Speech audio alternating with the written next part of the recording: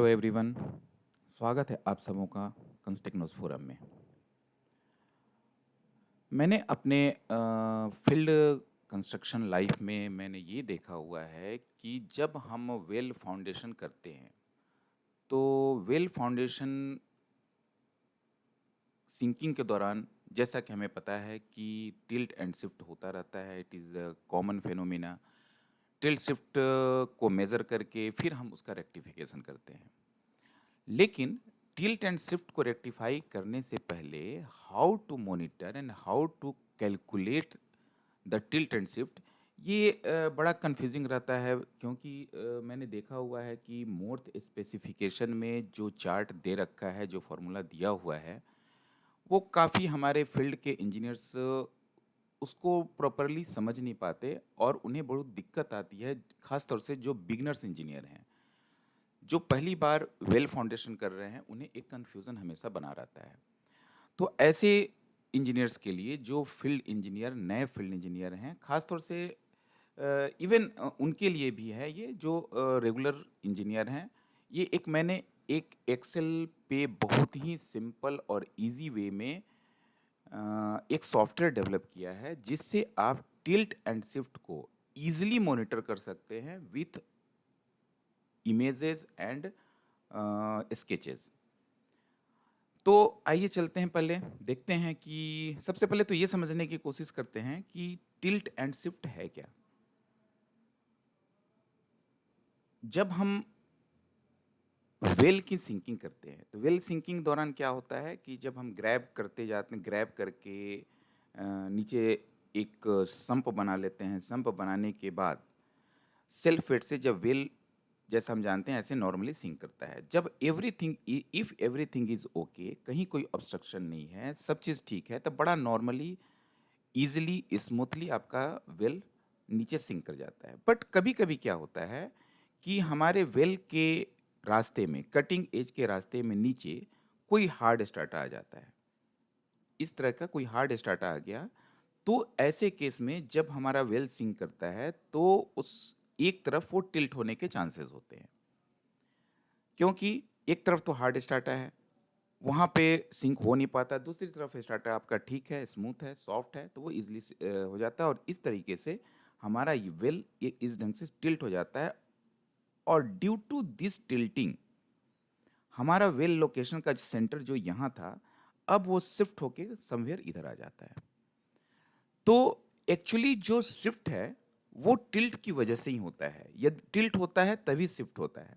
तब हम फिर क्या करते हैं, इस तरफ कुछ कैंटलेस डाल करके फिर हम अपने टिल्ट को फिर से ठीक करते हैं आगे आने वाले सीक्वेंसेस में आने वाले लिफ्ट की जब हम सिंकिंग करते हैं तो।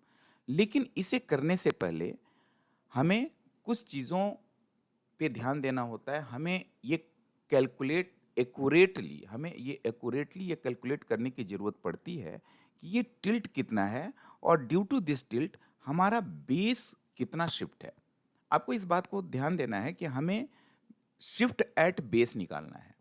उसके लिए हम क्या करते हैं, यहाँ और यहाँ पे, जैसा कि आप जानते हैं कि वेल के चारों एजेस पे हम एक गेज बनाते हैं, एक मीटर गेज बनाते हैं, from the beginning, from the cutting edge to the top, जहां तक हमने कास्टिंग की हुई है वो कंटिन्यू होता जाता है गेज।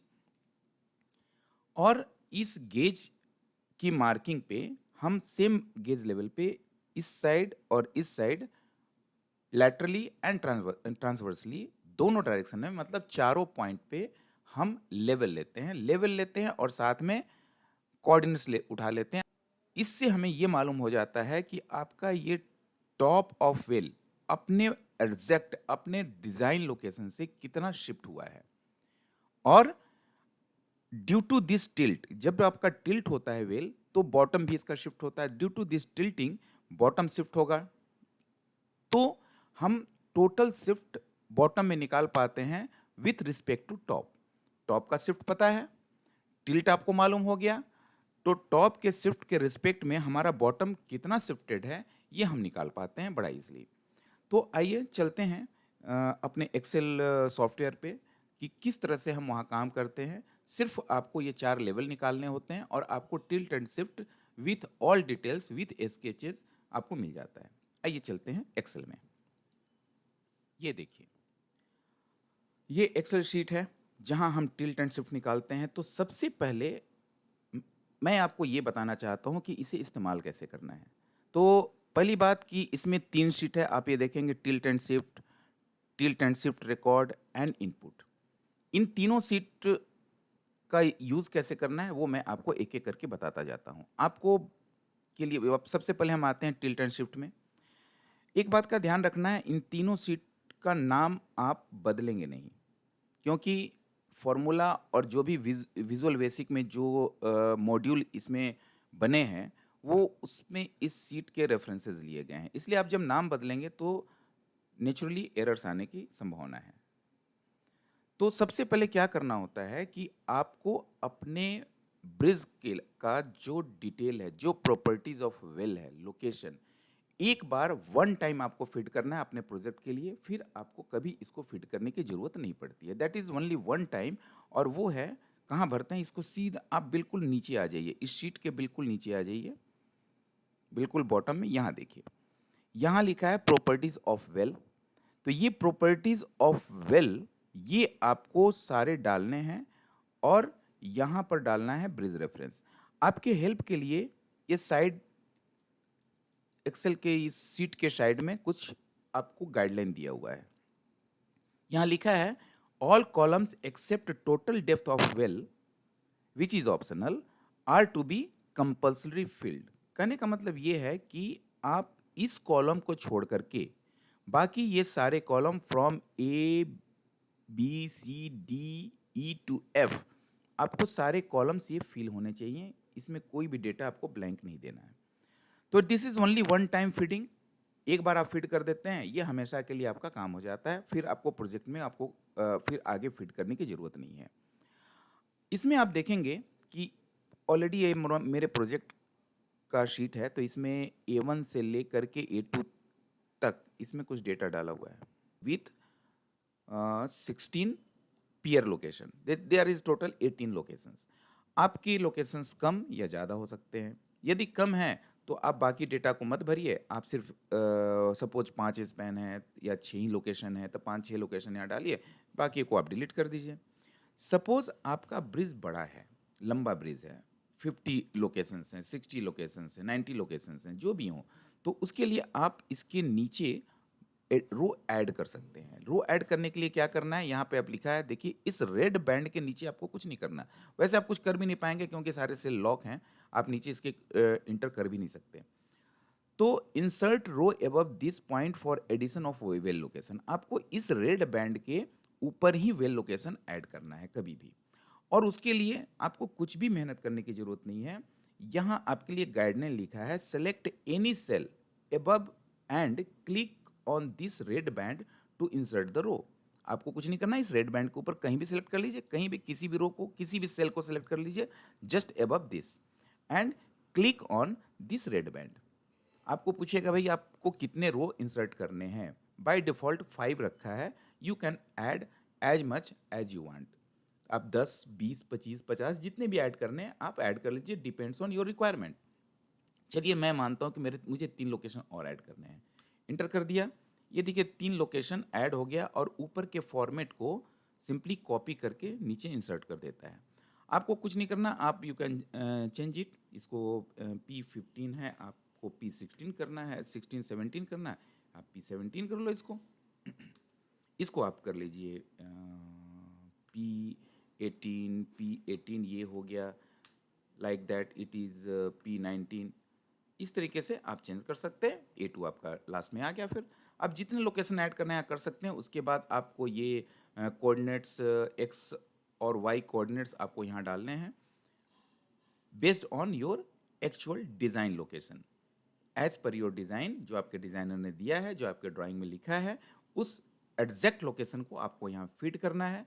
और ये चेनेजेस हैं। चेनेज तो आप चाहे तो स्टार्टिंग का चेनेज डाल दें, इट कैन बी एनीथिंग। यहाँ पर .8 है, this is the chainage of well centre. इसके बाद आप स्पेसिंग ऐड करते चले जाएं। जैसे मैंने देखिए यहाँ पर ऐड किया हुआ है, span centre to centre of well span जो डिस्टेंस है उसको सिंपली ऐड कर दिया, आपको फिट करना है फिट कर लें, फॉर्मूला में डालना है डाल दें, आपको सारे वेल सेंटर के चेंजेस यहाँ डाल देने हैं। It can be 0, it can be anything. उसके बाद dimension of well. Well dimension आपको लॉन्गिट्यूडिनल एंड लेटरल दोनों डायमेंशन यहाँ डालने हैं। एक बात मैं आपको बता दूं, यहाँ पर डायमेंशन डालते समय एक ट्रिक आपको यूज करना है।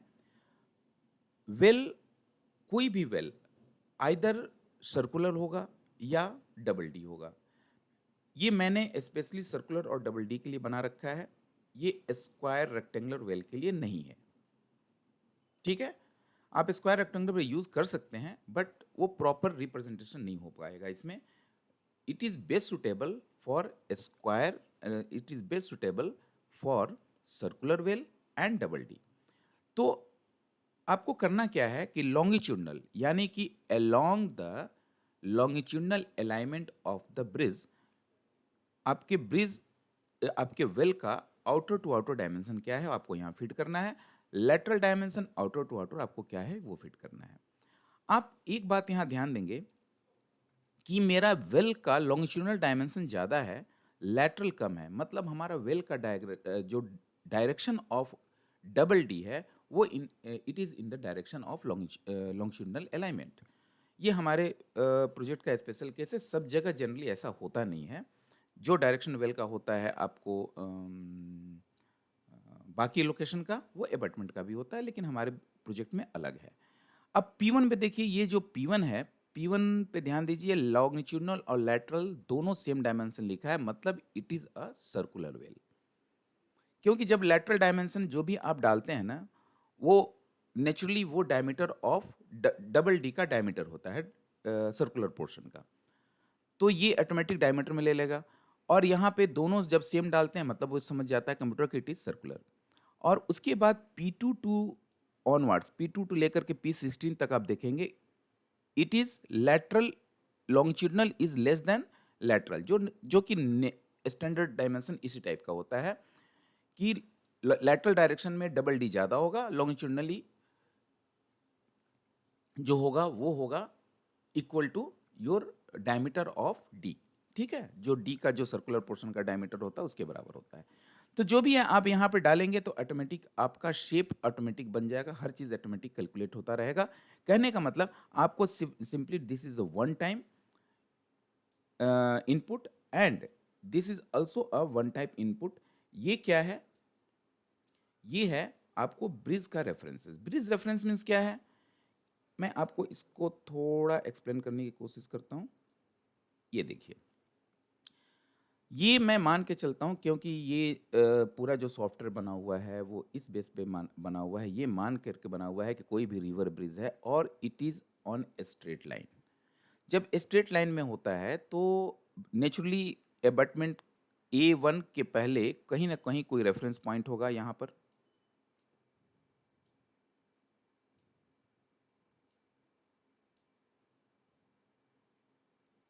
यहाँ पे कोई ना कोई आपके रेफरेंस पॉइंट होंगे इस जगह पे, और एक रेफरेंस पॉइंट हो सकता है यहाँ पे दूसरे लोकेशन पे।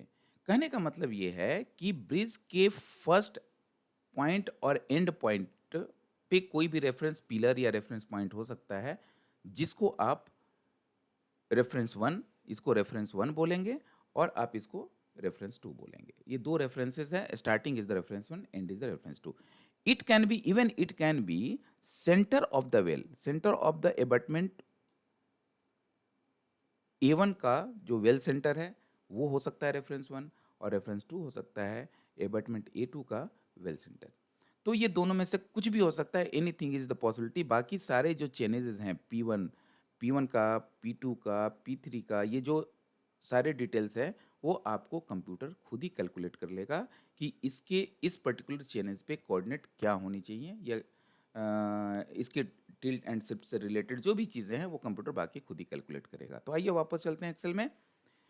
तो this is reference 1 station 1 and reference station 2। Station 1 का चेंजेस लिखना है, नॉर्थिंग डालना है, ईस्टिंग डालना है। स्टेशन 2 का नॉर्थिंग डालना है, easting, northing, easting and changes डालना है। ठीक है, ये यहाँ लिखा हुआ है आपको guideline. Provide the chainage and coordinate of the bridge reference station, आपको प्रोवाइड करना है। जहाँ भी कन्फ्यूजन हो आप यहाँ से देख सकते हैं। चलिए अब चलते हैं कि ये फंक्शन कैसे करता है, इसको मैं दिखाना चाहता हूँ कि कितना सिंपल है। एक बार आपने डेटा फीड कर दिया है अपने किसी भी ब्रिज लोकेशन का, तो उसके बाद ये किस तरह से वर्क करता है। ये तो जनरल डेटा है, ऑटोमेटिक जनरेट हो रहा है। ये कैलकुलेशन ऑफ शिफ्ट है वेल टॉप, उसके बाद कैलकुलेशन ऑफ टिल्ट हुआ। फाइनली जो हमें कैलकुलेशन करना है, calculation of final shift at well bottom. Actually well के बॉटम में ही हमें शिफ्ट निकालना होता है, जिसका हमारे पास हमारे स्पेसिफिकेशन या ड्राइंग में ये दे रखा होता है कि हमारे लिमिटेशंस कितने हैं, कितने टॉलरेंसेस हैं जिसके बियॉन्ड हमें नहीं जाना चाहिए। और उसके लिए अब आप उसके बाद नेक्स्ट स्टेप में आएंगे तो आपको इस तरह के डाटा मिलेगा। सपोज ये P15 है, you can select from here, जो भी लोकेशन आप सेलेक्ट करना चाहें। मान लीजिए P12 है, P12 सेलेक्ट कर लिया। P12 आपने सेलेक्ट किया तो देखिए यहाँ डेटा नहीं आ रहा है। इसका मतलब है कि लिफ्ट नंबर जो 8 लिखा है वो 8 नंबर लिफ्ट का डेटा इसमें अवेलेबल नहीं है। इस पर्टिकुलर लोकेशन के लिए जो भी डेटा अवेलेबल है वो आप इसके ड्रॉप डाउन में लिस्ट में आपको मिलेगा। आपको इतने सारे लिफ्ट का डेटा अवेलेबल है, जो नहीं अवेलेबल है आपको फिट करना होगा। तो सपोज मान लीजिए कि मैं चलता हूँ लिफ्ट नंबर 10 पे, 10th लिफ्ट। अब ये देखिए कि 10th लिफ्ट का, पहले मैं ये डेटा आपको समझाना चाहूँगा कि ये देखिए डेट आ गया, जो भी आपने डेटा फीड कर रखा होगा पहले से, डेट आ गया, गेज मार्क आ गया, डेविएशन आ गया, डेविएशन इन लैटरल डायमेंशन, सारी चीज़ें आ गई। और उसके बाद resultant shift eight top, resultant उसका तो वेल रोटेशन एट टॉप, ये सारी बातें, ये आपको जो आपको यहाँ डायग्राम में भी दिख रहा है वो सारे डिटेल्स यहाँ पे आ गए। तो रिजल्टेंट टिल्ट फाइनली, तो टिल्ट हो गया रिजल्टेंट शिफ्ट एट बॉटम। तो रिजल्टेंट टिल्ट आपका हो गया, इन परसेंट में बात करें तो 2.13%, और हॉरिजॉन्टल वर्सेस वर्टिकल की बात करें तो 1 in 47, जो कि which is the beyond the limit, क्योंकि 1% से ज़्यादा आपका टिल्ट नहीं होना चाहिए as per the codal provision. और resultant shift at bottom it is 248 mm, जो कि beyond the limit of 150 mm है। हमारे कोडल प्रोविजन के हिसाब से जो रिजल्टेंट शिफ्ट का रेंज है, जो टॉलरेंस है, उसमें दो टॉलरेंस दिए हुए हैं कि वेल डायमेंशन, जो वेल का लिस्ट लेटरल डायमेंशन है, divided by 40 and 150 mm, which ever is less. जो कम है दैट इज द लिमिट। हमारे केस में 150 इज द लेसर, इसलिए हमारे इस प्रोजेक्ट के लिए 150 इज द, जो हमारा कंडीशन है, जो हमारा वेल डायमेंशन है, उसके हिसाब से 150 इज द मैक्सिमम लिमिट, इसके बियॉन्ड नहीं होना चाहिए। जब वेल डाया आपका कम है और dia divide by 40 is less than 150, तो नेचुरली आपका फिर टॉलरेंस है वो उस 150 से कम हो जाएगा। That it will be calculated automatically by the computer, वो खुद ही आपको यहाँ पर इन्फॉर्म करेगा। Suppose 140 is less then 140 is less then आएगा। अब आप देखिए थोड़ा इसको मैं छोटा करता हूँ।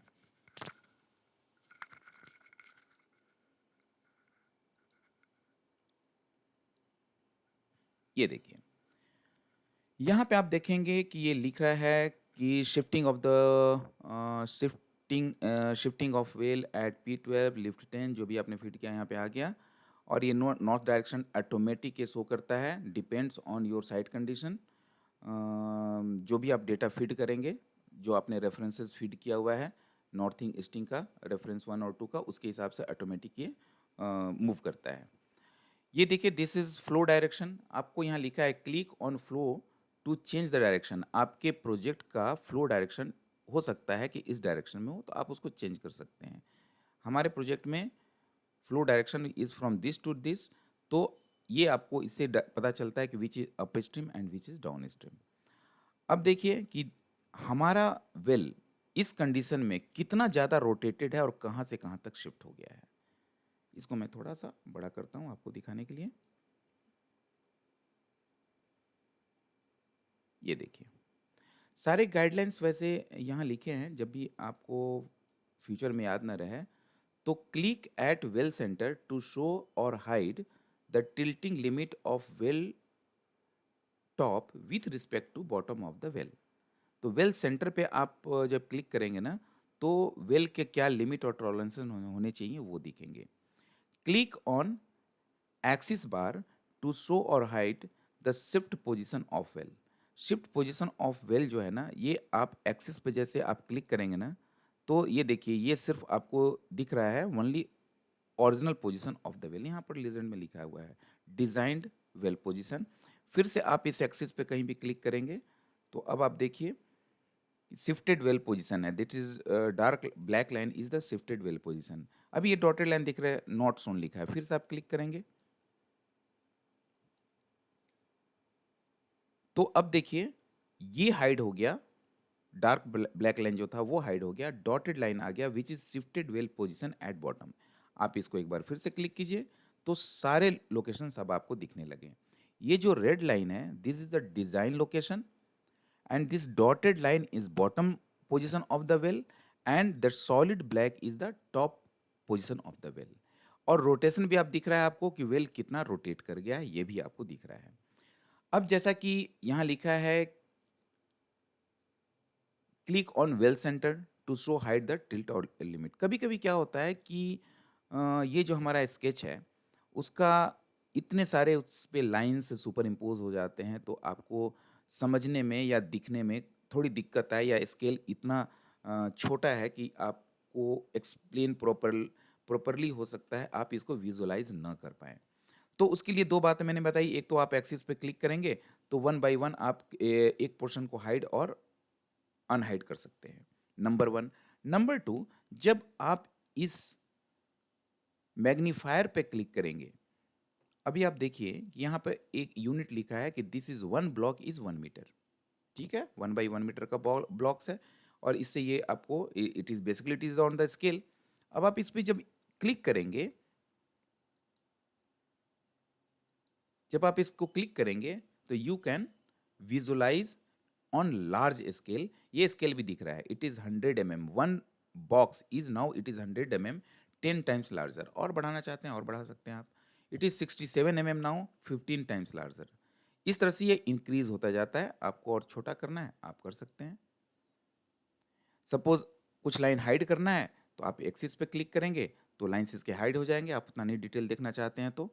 अब आप देखिए कि आप इसको विजुलाइज कर सकते हैं, this is the design location of the well centre, this is bottom shifted location of the well centre and this is top well centre, top shifted location of the well centre. मतलब bottom well centre यहाँ है, top well centre यहाँ पर है, और आपका जो well है इस डायरेक्शन में टिल्टेड है और पोजीशन शिफ्ट यहाँ इस डायरेक्शन में हो गया है। अब आप देखिए कि what is this red line and what is this black line, black circle. जो रेड लाइन है वो डिजाइन पोजीशन से बॉटम के शिफ्टिंग का लिमिट है। ये शिफ्ट है 150 mm डाया का, और आपका शिफ्ट हो चुका है इसके बियॉन्ड। कितना शिफ्टिंग है आपका? 248 mm। ये देखिए 248 mm आपकी शिफ्टिंग है, जो कि 150 के बियॉन्ड है। जो ये बियॉन्ड लिमिट लिखा है ना, this ring is for 150 mm limit. And what is this? ये आपका है टिल्टिंग का लिमिट। ये जो 1% का लिमिट है ना, ये सर्कल ये बताता है कि आपका यदि बॉटम यहाँ है तो टॉप इस बॉटम के रिस्पेक्ट में टॉप इस रेंज के अंदर होना चाहिए। लेकिन सिंस आपका टिल्ट 2.13% है, जो कि इस रेंज के बाहर चला गया है, मतलब दोनों की दोनों ही लिमिट्स आपको क्रॉस कर रहा है। जब आप इस सेंटर में क्लिक करेंगे, इस रिंग को, इस लिमिटेशंस को, जो टिल्ट का लिमिटेशन है, आप सेंटर में क्रॉस करके हाइड और अनहाइड कर सकते हैं। ये बात यहाँ लिखी हुई है, जैसा कि मैंने पहले बताया था कि वेल सेंटर पे आप क्लिक करेंगे, यू कैन शो और hide the tilt limit of the well with respect to bottom of the well. ठीक है, अब इसको मैं फिर से ऑन करता हूँ बाकी लोकेशन को। अब मैं दूसरे लोकेशन को देखने की कोशिश करता हूँ। चलिए अब हम देखते हैं, P12 को छोड़ देते हैं। P12 के बाद सपोज चलते हैं P5 पे आ गया। चलिए P5 पे आ गया। P5 पे देखिए इसमें क्या होता है, अब जैसे ये रिंग आपको हाइड करना है ना, जस्ट यू इसको जूम आउट कर दीजिए तो ये ऑफ हो जाएगा। अब ये कुछ चीज़ें नहीं दिख रही हैं तो आप यहाँ से ऑन कर सकते हैं, जो भी देखना है, इट इज़ सेल्फ एक्सप्लेनेटरी। तो इसमें देखेंगे कि टिल्ट तो लिमिट में है बट आपका शिफ्ट बियॉन्ड दैट है, शिफ्ट बियॉन्ड द लिमिट है। इस तरीके से आप किसी भी लोकेशन का which ever is location you want you can take it from here. चलिए अब हम ये जानना चाहते हैं कि ये तो बातें हो गई कि जो डेटा ऑलरेडी हमारे एक्सेल में फीड है पहले से, वो मैंने आपको यहाँ दिखा दिया। अच्छा, एक और मैं बताना चाहता हूँ कि इसके नीचे एक और चार्ट है जिससे आपको ये पता चलता है कि tilt and shift record well location P5 का जितने भी टिल्ट एंड शिफ्ट रिकॉर्ड हैं ये सारे आपके लिफ्ट नंबर हैं, लिफ्ट नंबर 1 2 3 4 5 सारे लिफ्ट लोकेशन हैं। This red line is limit of tilt in 1% and top में दिया है shift in mm for 150 mm। This is the range बता रहा है और इस रेंज के बाहर कब कब आप कैसे कैसे वेल का डेविएशन होता गया है लिफ्ट वाइज, वो आप यहाँ से देख सकते हैं। जो ग्रे बॉक्स है दैट इज टिल्ट एंड जो ब्लू है, blue line, that is shift. मतलब लिफ्ट 1 के बाद लिफ्ट 2 का जो रिकॉर्ड है जो आपने ऑलरेडी डाल रखा है उसके हिसाब से ये टिल्ट आपका यहां तक है विच इज 0.7% एंड शिफ्ट आपका 33 mm है। Both are within the limit. यहाँ देखिए ज़्यादा था, कभी कहीं टिल्ट ज़्यादा होता है, कहीं शिफ्ट ज़्यादा होता है, तो जो भी फ्लैक्चुएशंस हैं आप अपने सारे लिफ्ट के फ्लैक्चुएशंस यहाँ से देख सकते हैं। कब कब आप लिमिट से बाहर गए हैं, फिर कब अंदर आए हैं, फिर लिमिट से बाहर गए हैं, फिर कब अंदर आए हैं। You can visualize your well properly from bottom to top, जिस तरह जहाँ तक आपने काम कर लिया है। ठीक है, अब आप पहले मैं चलता हूँ ये बताने कि कैसे हम एंट्री करते हैं, इनपुट कैसे करते हैं। तो इनपुट के लिए आपको इस शीट में आना है। सबसे पहले यहाँ से स्टार्ट करना है, input of tilt and shift. Tilt and shift के रिकॉर्ड को इनपुट करना है। यहाँ पे देखिए बहुत सारे वेल लोकेशंस के मैंने पहले से डाल रखे हैं। आपको क्या करना है, सिंपली इस एक्सेल शीट के हेड पे आपको क्लिक करना है। आप जैसे जाएंगे ऑटोमेटिक वो एक्टिवेट हो जाता है। आप जैसे यहाँ क्लिक करेंगे सबसे पहले आपसे पूछता है date of inspection. Date of inspection मेरे रिकॉर्ड में है, इट इज 13th अप्रैल 13/4/23। ठीक है, location, location is A2। Lift number है, इट इज लिफ्ट नंबर 24। अब आपके 3 स्टेजेस होते हैं। जैसे हमारे प्रोजेक्ट में एक फॉल्स वॉल भी है, आपके प्रोजेक्ट में शायद ना हो। जनरली हम वेल सिंकिंग से पहले भी लेते हैं और वेल सिंकिंग के बाद भी लेते हैं। It depends on your condition. इसमें बाय डिफ़ॉल्ट ए है, A for after sinking, B for before sinking और एफ फॉर फॉल्स वॉल। आपके यहाँ फॉल्स वॉल नहीं होगा तो कोई बात नहीं, it will be not applicable for you. तो अभी मैं ए को सिंपली मैं टाइप इंटर कर दूंगा तो वो ले लिया आफ्टर सिंकिंग। ये बस रिकॉर्ड कर रहता है कि कहाँ कहाँ किस कंडीशन के लिए आप ले रहे हैं। उसके बाद गेज मार्क, जो गेज पे हाइट है वो आपको यहाँ टाइप करेंगे। हमारे केस में आज के रिकॉर्ड में 70 मीटर है। उसके बाद अब यहाँ ध्यान देने वाली बात है कि ये not left face of the well centre, well centre के लेफ्ट फेस पे का आपका कोऑर्डिनेट क्या है। पहले नॉर्थिंग डालेंगे फिर ईस्टिंग डालेंगे। जैसे ही आप देखेंगे कि ऑलरेडी कंप्यूटर ने कुछ रिकॉर्ड से, पुराने रिकॉर्ड से खुद ब खुद आपके वेल्स उस कोऑर्डिनेट को, नॉर्थिंग को ले लिया है। ये जब, क्योंकि अभी A2 का पहले भी हमने रिकॉर्ड फीड किया होगा, जैसे आप देखेंगे A2 का रिकॉर्ड यहाँ पर भी है। तो जहाँ भी पहले आपने यदि उस लोकेशन का पहले से फीड कर रखा होगा तो ऑटोमेटिकली ले लेगा। और जनरली ये देखा गया है कि लास्ट के जो आप देखेंगे कि 280752 यहाँ तक तो डिजिट दिख रहा है, इसके बाद हैश हैश दिया है। कहने का मतलब साफ सिर्फ आप इस डायमेंशन को ही फीड करेंगे तो सारे कोऑर्डिनेट को ले लेगा। आपको इस पूरे कोऑर्डिनेट को टाइप करने की जरूरत नहीं है। ये इससे क्या होता है, आपका टाइम सेविंग होता है। जैसे मैं इतना नहीं टाइप करूंगा, मैं सिर्फ टाइप करूंगा आखिरी के ये 4 डिजिट्स, डेसिमल से एक पहले और बाकी के। सपोज मान लीजिए कि आपका वेरिएशन इससे भी ज़्यादा है, then you have to type the full coordinate. तब आप ये भी कर सकते हैं कि यहाँ से जा करके और उस पर्टिकुलर पोर्शन को यहाँ से यहाँ तक सेलेक्ट करके उसको करेक्ट कर सकते हैं। या सिंपली यदि सपोज मान लीजिए कि आपका सिर्फ इतना ही चेंजेस है, ये लास्ट के 4 डिजिट में ही चेंजेस है, तो इसके को पूरे को टाइप करने की कोई ज़रूरत नहीं है। आप सिर्फ आखिरी जितना हैश डेसिमल प्लेसेस है उतनी ही को टाइप करेंगे। मेरे केस में ये जो वेरिएशन है इट इज़ 1.727, बाकी सारी चीज़ें एज इट इज़ है, तो आप इतना ही टाइप करेंगे तो ये देखिए कि बाकी के कोऑर्डिनेट्स ऑटोमेटिक कैलकुलेट हो जाता है। तो आप it is only for saving of time, आपको पूरा कोऑर्डिनेट डालने की जरूरत नहीं है। अब now sting of this location it is 80। यहाँ इवन मैं देख रहा हूँ कि मेरा जो रिकॉर्ड है वो from here to here complete data same है, सिर्फ डेसिमल के बाद चेंजेस है। तो सिर्फ डेसिमल के बाद चेंजेस है तो मैं सिर्फ उतना ही टाइप करूंगा 0.51, दैट्स ऑल, क्योंकि बाकी कोई चेंजेस नहीं है तो ऑटोमेटिकली वो डेटा से ले लेगा। RL आपको डालना है, RL मेरे केस में है इट इज़ 41.454, ठीक है। अब नॉर्थिंग डालेंगे, राइट फेस, पहले हमने लेफ्ट फेस का डाला था, अब राइट फेस को डालेंगे। Right face it can be up stream down stream जो भी हो, क्योंकि जब हम लेफ्ट फेस किसको बोल रहे हैं, राइट फेस किसको बोल रहे हैं, इस बात को समझने की ज़रूरत है। जब हम इंक्रीजिंग चेनेज की तरफ फेस करके खड़ा होते हैं तो जो हमारा लेफ्ट साइड होगा दैट इज़ लेफ्ट फेस, जो राइट साइड होगा वो राइट फेस।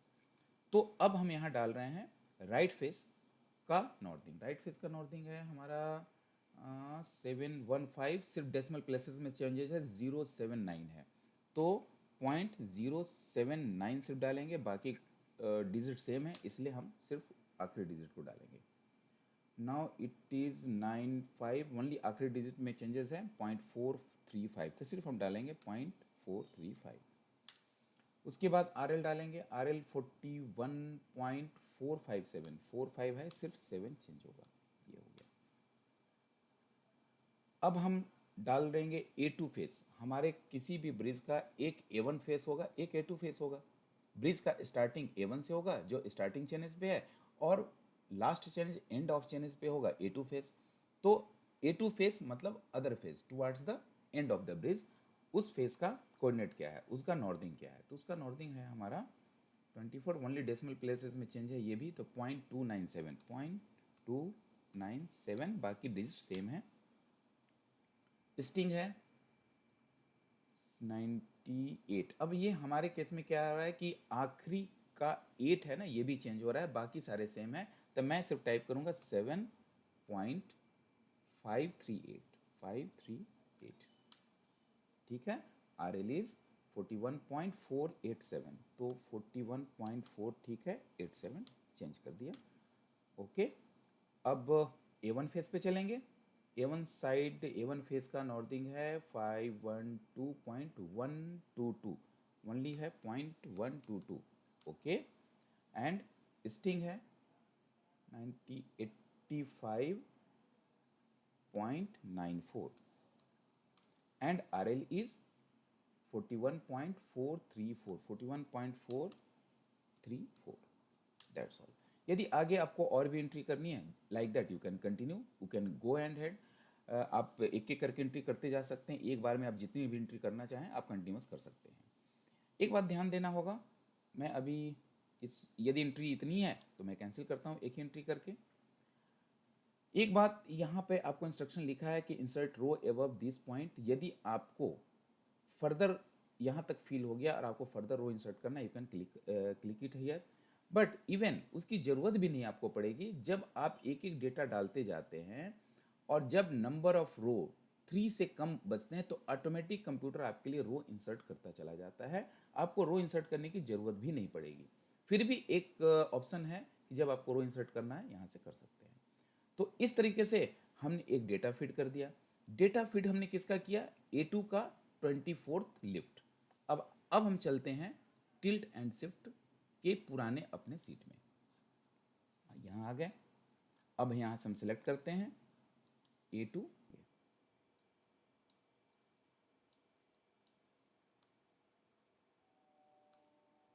ये A2 सेलेक्ट कर लिया। A2 लोकेशन में हमारा लिफ्ट कौन सा था? It was 24। जो भी लिफ्ट आपने इंटर किया होगा, जो डेटा अवेलेबल होगा वही आपको यहाँ दिखेगा, दूसरा नहीं दिखेगा। 13 के बाद 14 15 का डेटा नहीं तो नहीं दिख रहा है, 16 का लिफ्ट का है, उसके बाद डायरेक्टली 24th लिफ्ट का है। जो डेटा अवेलेबल होगा वही आपको लिस्ट में दिखेगा। तो हमने जो लेटेस्ट अभी इनपुट डाला है वो 24th लिफ्ट का है। यहाँ से भी आपको सेलेक्ट करना होगा it is after sinking, before sinking और फॉल्स वाल। तो ये आफ्टर सिंकिंग का था क्योंकि हमने आफ्टर सिंकिंग का डेटा डाला था। तो अब ये देखिए कि आफ्टर सिंकिंग के ये सारे डेटाज आपको यहाँ पे आ गए। ठीक है, अब आगे चलते हैं। इसके बाद मैं आपको बताना चाहूँगा कुछ इस जोन के बारे में। यहाँ देखिए कि ये तो हो गया कि डेटा हमने फिट कर लिया, उसके स्टेटस को भी देख लिया यहाँ पे कि क्या स्थिति है। बट जो भी स्टेटस है आप कभी भी क्लिक करके देख सकते हैं। बट आप चाहते हैं इसका रिपोर्ट बनाना, इसको सेव करना चाहते हैं परमानेंटली, क्योंकि जब आप सेव करेंगे ना तभी आपको ये डिटेल्स यहाँ का दिखेगा। अभी आप देखिए टिल्ट एंड शिफ्ट आपको दिख रहा है, सारे लोकेशन A2 का और लिफ्ट का टिल्ट एंड शिफ्ट दिख रहा है। बट अभी अभी आपने जो डाला layer number 24, sorry lift number 24 का डेटा नहीं आ रहा है क्योंकि हमने अभी उस डेटा को सेव नहीं किया है। तो सेव करने के 3 कंडीशन है। यहाँ पे आप देखिएगा ये जो सर्कल है जब रेड हो तो मतलब इट इज़ नॉट स्टोर्ड, आपको यहीं पे बता देता है कि भाई आपने स्टोर अभी नहीं किया है। जो ब्लू पॉइंट है, जब ब्लू ये कलर हो जाएगा ये कहेगा, इसका मतलब ये होता है कि आपने डेटा सेव तो कर दिया है बट परमानेंटली स्टोर नहीं किया है फॉर फ्यूचर यूज। ग्रीन है कि ये आपने परमानेंटली अब स्टोर कर दिया है, आपके फ्यूचर में कभी भी आप इसको यूज करेंगे तो आपको डेटा दिखेगा। तो सबसे पहला काम कि एक एक एंट्री जो आप यहाँ से देखते हैं ओपन करके, जब आपने देख लिया, आपने देखा है रेड मार्क है, इसका मतलब डेटा स्टोर नहीं है। तो आपको क्या करना है, ये सेव डेटा है ना, यहाँ पे क्लिक करना है सेविंग ऑप्शन में। ये क्लिक होने के बाद ये देखिए ब्लू हो गया। ब्लू होने के बाद डेटा आपका सेव हो गया। कहाँ सेव हो रहा है मैं दिखाऊंगा अभी। सेव हो गया बट परमानेंटली ये स्टोर नहीं हुआ अभी। ठीक है, अब आप इसी तरह से नेक्स्ट डेटा ले सकते हैं। जैसे P16 लिया, P16 का 24th लिफ्ट नहीं है इसलिए डेटा यहाँ ब्लैंक हो गया। आपको यहाँ से सिलेक्ट करना होगा विच लिफ्ट, सॉरी सपोज लिफ्ट 7 है तो देखिए इस लिफ्ट 7 का डेटा ऑलरेडी अवेलेबल है। ये ग्रीन का मतलब डेटा इज ऑलरेडी देयर। आपने अभी आप सेव किया तो ये 1 डेटा आ गया कि आपके लोकल मेमोरी में एक डेटा आ चुका है। वो कहाँ सेव हो रहा है आपको मैं नीचे दिखाता हूँ। ये यहाँ सेव हो रहा है, ये देखिए ये डेट एवरीथिंग इज हियर जो आपने अभी सेव किया था यहाँ सेव हो गया। तो अब आपको क्या करना है कि स्टोर तो हो गया, ये स्टोर हो गया, सॉरी मैं जा रहा था। ये जो एक डेटा आपने लोकल मेमोरी में रखा है इसको परमानेंटली अब सेव करने की ज़रूरत है। वो कौन सा है, A2 है। आपको मैं दिखा दूँ, वो दिखने से आपको थोड़ा बेटर होगा। ये देखिए ये ब्लू है। जब आप इस ब्लू पे क्लिक करेंगे तो जो भी लोकल मेमोरी में जितने भी डेटा हैं आपको वो परमानेंटली जाकर के स्टोर हो जाएगा। आइए इस पर क्लिक करते हैं, इस पर क्लिक कीजिए।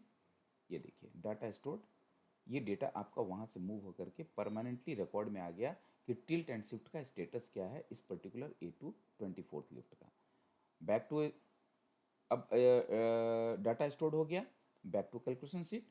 ओके, फिर वापस हम यहाँ आ गए। अब देखिए ये जो सर्कल था ये ग्रीन हो गया, मतलब data is permanently saved. But अब उसके साथ ही जैसे ही सेव होता है यहाँ से वो रिमूव हो जाता है क्योंकि आपका अभी ये लोकल स्टोरेज है, दैट इज परमानेंट स्टोरेज। ठीक है,